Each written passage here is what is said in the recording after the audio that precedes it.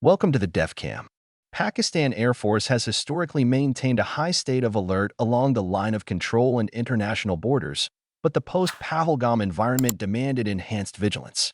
Satellite imagery and flight tracking data indicated that Pakistan repositioned combat aircraft, including JF17 Thunder Block III fighters and F16C and D Vipers to forward operating bases near Lahore and Rawalpindi. These relocations suggested a focus on rapid response to potential Indian air incursions, particularly in the Kashmir sector. The Pakistan Air Force's airborne early warning and control assets, such as the Saab 2000 ARI and ZDK-3, intensified surveillance sorties to monitor Indian Air Force movements, including Rafale and Su-30 MKI squadrons participating in India's Akraman exercises.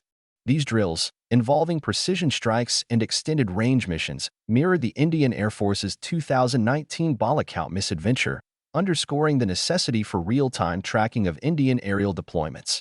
To counter India's S-400 Triumph air defense systems, which pose significant challenges to Pakistan Air Force penetration capabilities, Pakistan operationalized electronic warfare suites and low-observable technologies. The JF17 Block III's integrated active electronically scanned array radar and helmet-mounted display system enabled beyond-visual range engagements with PL-15 missiles, while the F-16's APG-68 radars and AIM-120C air-to-air missiles provided complementary coverage. Decentralized basing, involving dispersal of aircraft to hardened shelters and secondary airfields, reduced vulnerability to preemptive strikes. This strategy was reinforced by the deployment of mobile surface-to-air missile systems, such as the HQ-9P, along critical corridors to disrupt Indian Air Force sorties. Pakistan's conventional military response options included precision airstrikes against militant infrastructure or military targets in Indian-administered Kashmir, replicating the 2019 Balikhat model. The Rod-2 air-launched cruise missile, with terrain-following capabilities and a 550-kilometer range, offered a standoff option to minimize pilot exposure while neutralizing high-value targets. The objective would have been to demonstrate resolve without provoking full-scale war. Artillery escalation across the line of control, targeting Indian forward posts and supply lines, was a complementary option. Indigenous drones like Shahapur 3, equipped with guided munitions, could conduct pinpoint strikes against Indian artillery or radar installations, leveraging swarm tactics to saturate defenses and complicate enemy air defense management. Asymmetric and cyber warfare presented another dimension of response. Intensifying support for Kashmir-centric militant groups carried substantial diplomatic risks but remained a latent option.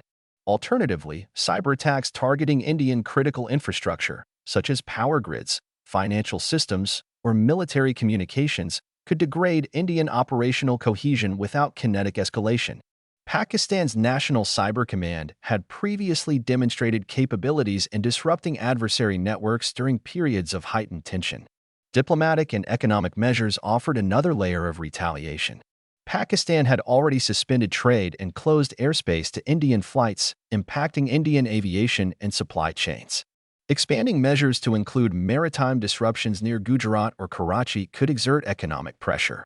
Diplomatic engagement with China, Turkey, and the Organization of Islamic Cooperation was aimed at isolating India globally, although skepticism from Western nations regarding Pakistan's counterterrorism efforts remained a limiting factor. Nuclear signaling remained a critical element in Pakistan's deterrence calculus. The doctrine of full-spectrum deterrence emphasized tactical nuclear weapons to offset India's conventional superiority. Test-launching short-range ballistic missiles such as the Nusr or issuing veiled nuclear warnings through official channels could signal escalation readiness, deterring Indian adventurism.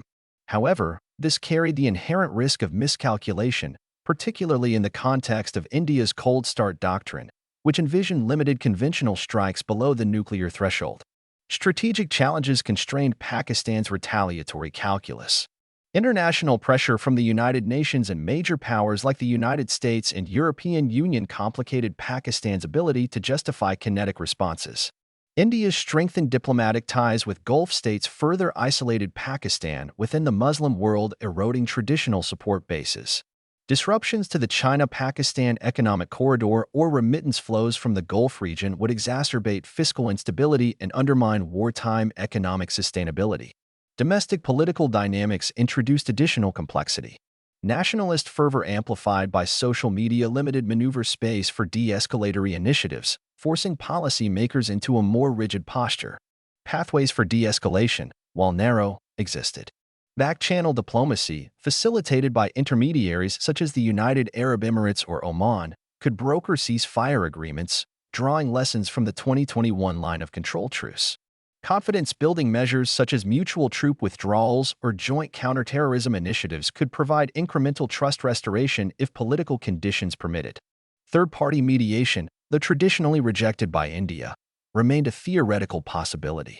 Involving the United Nations Military Observer Group in India and Pakistan to investigate the Pahalgam attack could provide an impartial narrative and mitigate blame dynamics, although acceptance by India would be highly unlikely. Economic concessions also offered a de-escalatory mechanism. Resuming bilateral trade or restoring visa services could gradually normalize relations.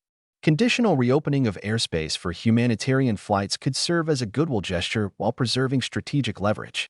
The Pakistan Air Force's operational readiness hinged on a multi-layered defense posture integrating advanced technologies, strategic dispersal, and seamless coordination across air, land, and sea domains.